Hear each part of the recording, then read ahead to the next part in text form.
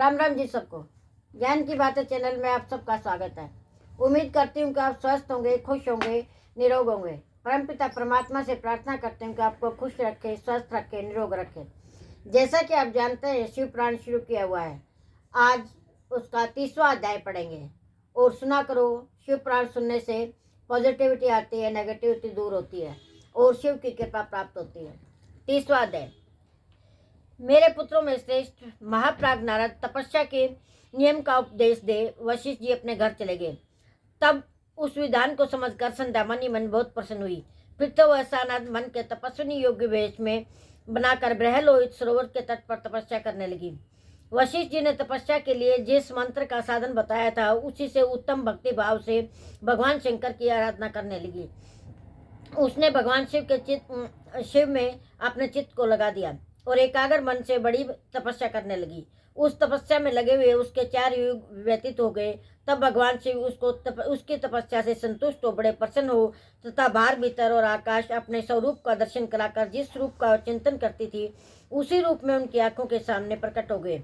उसके मन में जितना चिंतन किया था, उन्हें प्रभु शंकर को अपने सामने खड़ा देख वह अत्यंत आनंद में निमग्न हो गई। भगवान का मुखराविंद बड़ा प्रसन्न दिखाई देता था। उसके स्वभाव में शांति बरस रही थी। वह सहसा भयभीत हो सोचने लगी, मैं भगवान हर से क्या कहूँ, किस तरह उनकी स्तुति करूँ। इस चिंता में पड़कर उसने अपने नेत्र बंद कर लिए। नेत्र बंद कर लेने के बाद भगवान शिव ने उसके हृदय में प्रवेश करके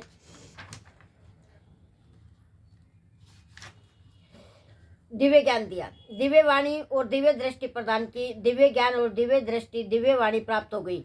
तब वह कठिनाई से ज्ञात होने वाले जगदीश्वर शिव के प्रत्यक्ष देखकर उनकी स्तुति करने लगी। संध्या बोली, जो निराकार और परम ज्ञानमय है, जो न स्थूल है, न सूक्ष्म है, न उच्च है, जिसके स्वरूप का योगी जन अपने हृदय के भीतर चिंतन करते हैं, लोक श्रेष्ठा आप भगवान शिव को नमस्कार है। जिन्हें शर्व कहते हैं, जो शांत स्वरूप, निर्मल, निर्विकार और ज्ञानमय है, अपने ही प्रकाश में स्थित हो प्रकाशित होते हैं, जिनमें विकार का अत्यंत अभाव है, आकाश मार्ग की भांति निर्गुण निराकार बताए गए हैं, जिनका रूप अज्ञान अंधकार में मार्ग से सर्वथा परे है। उन नित्य प्रसन्न आप भगवान शिव को मैं प्रणाम करता हूँ, जिनका रूप एक शुद्ध, बिना माया के प्रकाशमान, सच्चिदानंद, सहज, निर्विकार, नित्यानंदमय, सत्य ऐश्वर्य से युक्त, प्रसन्न तथा लक्ष्मी को देने वाला है। उन्हें आप भगवान शिव को नमस्कार है, जिनके स्वरूप की ज्ञान रूप से ही उद्भावना की जाती है, इस जगत के सर्वथा भिन्न है। एक सत्व प्रधान, ध्यान के योग्य, आत्म स्वरूप, सारभूत, सबको पार लगाने वाला, पवित्र वस्तु में परम पवित्र है। आप महेश्वर को आपका मेरा नमस्कार।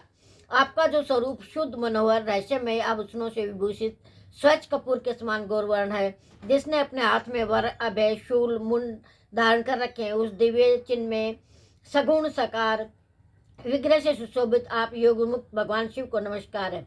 आकाश, पृथ्वी, दशाएं, जल, तेज तथा काल, ये जिनके रूप हैं, आप परमेश्वर को नमस्कार है। प्रधान और पुरुष शरीर रूप से प्रकट हुए हैं, अर्थात वे दोनों जिनके शरीर है, इसलिए जिनका यथार्थ रूप है व्यक्त है, उन भगवान शंकर को बार बार प्रणाम। जो ब्रह्म होकर जगत की सृष्टि करते हैं, जो विष्णु होकर संसार का पालन करते हैं, रुद्र होकर सृष्टि का संहार करते हैं, उन्हीं आप भगवान सदाशिव को बार बार नमस्कार है। जो कारण के भी कारण है, दिव्य अमृतमय रूप, ज्ञान तथा अणिमा आदि ऐश्वर्य प्रदान करने वाले हैं, समस्त लोकांतरों में विभेद देने वाले हैं, स्वयं प्रकाश रूप है तथा प्रकृति से परे हैं, उन परमेश्वर शिव को नमस्कार नमस्कार। यह जगत जिनसे भिन्न नहीं कहा जा सकता, जिनके चरणों से पृथ्वी तथा अन्य अन्य अंगों से संपूर्ण दिशाएं, सूर्य, चंद्रमा, कामदेव, अन्य देवता प्रकट हुए हैं, जिनकी नाभि से अंतरिक्ष का आविर्भाव हुआ है, उन्हें आप भगवान शंभु को मेरा नमस्कार। प्रभु, आप ही सबसे उत्कृष्ट परमात्मा हैं, आप ही नाना प्रकार की विद्याएं हैं, आप ही हर हैं, सदा ही सद्ब्रह्म था परब्रह्म है। आप सदा विचार में तत्पर रहते हैं, जिनका ना आदि है ना अंत है, जिनसे सारा जगत उत्पन्न हुआ है, मन और वाणी के विषय नहीं है। महादेव की स्तुति में कैसे कर सकूंगी। ब्रह्म आदि देवता, तपस्या के धनी मुनि, जिन रूपों का वर्णन नहीं कर सकते, उन्हीं परमेश्वर का वर्णन अथवा सत्वन में कैसे कर सकती हूँ। प्रभु, आप निर्गुण हैं, मैं मूढ़ स्त्री आपके गुणों को कैसे जान सकती हूँ। आपका रूप तो ऐसा है जिसे इंद्र सहित संपूर्ण देवता और असुर भी नहीं जानते। महेश्वर, आपको नमस्कार है। तपो में आपको नमस्कार है। देवेश्वर शंभो, मुझ पर प्रसन्न होइए, आपको बारंबार नमस्कार है। ब्रह्मा जी कहते हैं, नारद संध्या का स्तुतिपूर्ण वचन सुनकर उसके द्वारा भली भांति प्रशंसित हुए भक्तवत्सल परमेश्वर शंकर बहुत प्रसन्न हुए। उनका शरीर वलकल मृग चर्म से ढका हुआ था, मस्तक पर पवित्र जटाजूट शोभा पा रहा था। उस समय पाले के मारे हुए कमल के समान उस कुमलाए हुए मुंह को देखकर भगवान दया से द्रवित होकर बोले। महेश्वर ने कहा, भद्रे, मैं तुम्हारी इस उत्तम तपस्या से बहुत प्रसन्न हूँ। शुद्ध बुद्धि वाली देवी, तुम्हारे इस सत्वन से भी मुझे बड़ा संतोष प्राप्त हुआ है। अतः इस समय अपनी इच्छा के अनुसार कोई वर मांगो, जिस वर से तुम्हें प्रयोजन हो तथा जो तुम्हारे मन में हो उसे मैं अवश्य पूर्ण करूंगा। तुम्हारा कल्याण हो। मैं तुम्हारे व्रत नियम से बहुत प्रसन्न हूँ। प्रसन्नचित महेश्वर का यह वचन सुनकर अत्यंत हर्ष से भरी हुई संध्या उन्हें बार बार प्रणाम करके बोली, महेश्वर, यदि आप मुझे प्रसन्नता पूर्वक वर देना चाहते हैं, यदि मैं वर पाने योग्य हूँ, यदि पाप से शुद्ध हो गई हूँ, सदैव इस समय आप मेरी तपस्या से प्रसन्न हो तो मेरा मांगा हुआ पहला वर सफल करें। देवेश्वर, इस आकाश में पृथ्वी आदि किसी भी स्थान में जो प्राणी है वे सब के सब जन्म लेते ही काम भाव से युक्त ना हो। नाथ, मेरी सहकाम दृष्टि कहीं ना पड़े। मेरे जो पति हों वह भी मेरे अत्यंत सुहृदय हों। पति के अतिरिक्त जो भी पुरुष मुझे सहकाम भाव से देखे उसके पुरुषताओं का नाश हो जाए, वह तत्काल नपुंसक हो जाए। निष्पाप संध्या का वचन सुनकर प्रसन्न हुए भक्तवत्सल भगवान शंकर ने कहा, देवी संदेह, सुनो भद्रे, तुमने जो जो वर मांगा वह सब तुम्हारी तपस्या से संतुष्ट होकर मैंने दे दिया। प्राणियों के जीवन में मुख्यतः 4 अवस्थाएं होती हैं। पहली शैशवावस्था, दूसरी कौमारावस्था, तीसरी यौवनावस्था, चौथी वृद्धावस्था। तीसरी अवस्था प्राप्त होने पर देहधारी जीव काम भाव से युक्त होंगे। कहीं कहीं दूसरी अवस्था के अंतिम भाग में भी प्राणी सहकाम हो जाएंगे। तुम्हारी तपस्या के प्रभाव से मैंने जगत में सहकाम भाव के उदय की मर्यादा स्थापित कर दी है, जिससे देहधारी जीव जन्म देते ही कामाशक्त न हो जाएंगे। तुम भी इस लोक में वैसे ही दिव्य सती भाव को प्राप्त करो, जैसा तीनों लोकों में दूसरे किसी स्त्री के लिए संभव नहीं होगा। पानी ग्रहण करने वाले पति के साथ जो कोई भी पुरुष सहकाम होकर तुम्हारी ओर देखेगा वह तत्काल नपुंसक होकर दुर्बलता को प्राप्त हो जाएगा।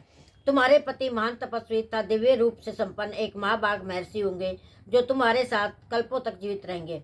तुमने मुझसे जो जो वर मांगे थे मैंने सब पूर्ण कर दिए। अब मैं तुम्हारी दूसरी बात कहूँगा जो पूर्व जन्म से संबंध रखती है। तुमने पहले से ही प्रतिज्ञा कर रखी है कि मैं अग्नि में अपने शरीर को त्याग दूंगी।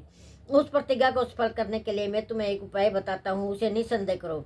मुनिवर, मेधा तिथि का एक यज्ञ चल रहा है जो 12 वर्षों तक चालू रहने वाला है। उसमें अग्नि पूर्णता पर ज्वलती है। तुम बिना विलंब किए उस अग्नि में अपने शरीर का उत्सर्ग कर दो। इसी पर्वत की यका में चंद्रभागा नदी के तट पर तापसाश्रम में मुनिवर मेधा तिथि महायज्ञ का अनुष्ठान करते हैं। तुम स्वच्छता पूर्वक वहां जाओ, मुनि तुम्हें वहीं देख नहीं सकेंगे। मेरी कृपा से तुम मुनि की अग्नि से प्रकट हुई पुत्री होगी। तुम्हारे मन में जिस किसी स्वामी को प्राप्त करने की इच्छा हो उसे हृदय में धारण करके उसी का चिंतन करते हुए तुम अपने शरीर को उस यज्ञ की अग्नि में होम दो। संदेह, जब तुम इस पर्वत पर 4 युगों तक के लिए कठोर तपस्या कर रही थी, उन्हीं दिनों उस चतुर्युगी का सतयुग बीत जाने पर त्रेता के प्रथम भाग में प्रजापति दक्ष के बहुत सी कन्याएं हुई। उन्होंने उनकी उस सुशील कन्याओं का यथायोग्य वरों के साथ विवाह किया। उनमें से 27 कन्याओं का विवाह उन्होंने चंद्रमा के साथ किया। चंद्रमा अन्य सब पत्नियों को छोड़कर केवल रोहिणी से प्रेम करने लगे। इसके कारण क्रोध से भरे हुए दक्ष ने चंद्रमा को शाप दे दिया। जब वह समस्त देवता उसके पास गए, परंतु संदेह, तुम्हारा मन तो मुझ में लगा हुआ था, अतः तुमने ब्रह्मा जी के साथ आए उन देवताओं पर दृष्टिपात नहीं किया। तब ब्रह्मा जी ने आकाश की ओर देखकर चंद्रमा पुनः अपने स्वरूप को प्राप्त करें, यह उद्देश्य मन में रखकर उन्हें शाप से छुड़ाने के लिए एक नदी की सृष्टि की जो चंद्र या चंद्रभागा नदी के नाम से विख्यात हुई। चंद्रभागा के प्रादुर्भाव काल में महर्षि मेघातिथि यहाँ उपस्थित हुए। तपस्या के द्वारा उनकी समानता करने वाला न तो कोई हुआ न होगा। उन महर्षि ने महान विधि विधान के साथ दीर्घ काल तक चलने वाले ज्योतिषोम नामक यज्ञ का आरंभ किया। उसमें अग्निदेव पूर्ण रूप से प्रज्वलित हो रहे हैं। इसी आग में तुम अपने शरीर को डाल दो और परम पवित्र हो जाओ। ऐसा करने से इस समय तुम्हारी यह प्रतिज्ञा पूर्ण हो जाएगी। इस प्रकार संध्या को उसके हित का उपदेश देकर देवेश्वर भगवान शिव वहाँ अंतर्ध्यान हो गए। बस आज की वीडियो में इतना ही। लाइक करें, शेयर करें, सब्सक्राइब करें और कमेंट करना ना भूलें। कमेंट में बताएं कि कल आपको किस टॉपिक पर वीडियो चाहिए। राम राम जी सबको।